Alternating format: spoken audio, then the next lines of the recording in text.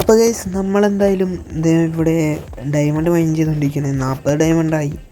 ഇനി കുറച്ച് ഡയമണ്ട് കൂടി വേണം. അപ്പോൾ ഞാൻ എന്തായാലും നേരെ ഡയമണ്ട് മൈൻ ചെയ്യണം. അപ്പോൾ ഒരു സ്റ്റാക്കോളം ഡയമണ്ട് എനിക്ക് സെറ്റ് ചെയ്യണം ഗൈസ്, എന്നിട്ടേ ഞാൻ ഇവിടെ നിന്ന് പോകുള്ളൂ. അപ്പോൾ ഞാനിങ്ങനെ മൈൻ ചെയ്യണം ഗൈസ്, എല്ലാം കിട്ടും നമുക്ക് നോക്കാം. അയ്യോ ഗൈസ്, നമ്മളിപ്പോൾ ഒരു ടോർച്ചുള്ളൂ, അല്ലെങ്കിൽ എന്ത് ചെയ്യും? ഇനി ബേസിൽ പോകണോ? എന്തിന് ബേസിൽ പോണി? നമ്മളെ ലീവ് മോഡുള്ളപ്പോൾ എന്തായാലും അപ്പം നമ്മുടെ ടോർച്ച് എടുത്ത് ലെഫ്റ്റ് ഹാൻഡ് വെച്ചിട്ടുണ്ട്. എന്നിട്ട് ഇങ്ങനെ സുഖമായിട്ട് അപ്പോൾ ഇങ്ങനെ മൈൻഡ് ചെയ്യാം.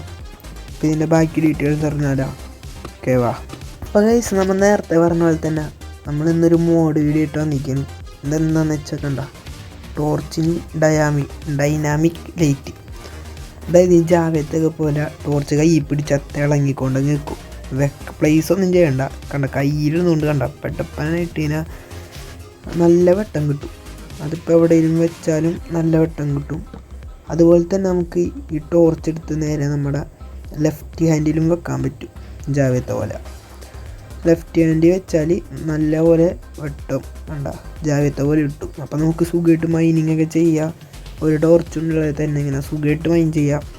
വേറെ ആവശ്യങ്ങൾക്കും ഇത് യൂസ് ചെയ്യാൻ പറ്റും.